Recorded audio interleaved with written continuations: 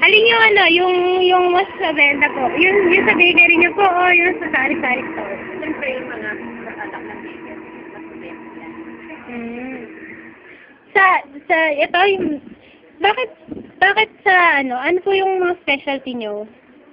Sa, na mga tinapay? Ay, dyan. Mga specialty namin. Yung, Dyan, naman kasi sarap siya ng Pizza Hut or ano yan, Greenies.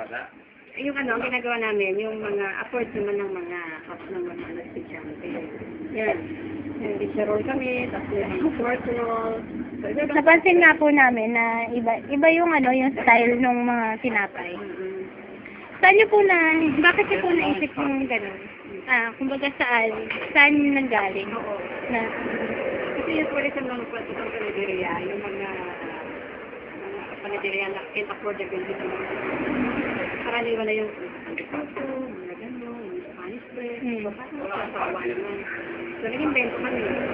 Kaya yung mga pork roll, kasi meron akong sister from Australia, tinuruan niya kami. So,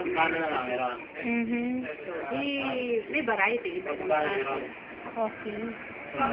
Ano po? Bakit agad sa tingin niyo, patuloy na bumibili dito yung mga customers? Ano po yung pinaka-secret niyo?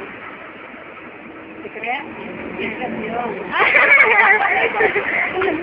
Bakit? Yung pinaka-strength nyo sa... Oo. Siyempre, pag ano,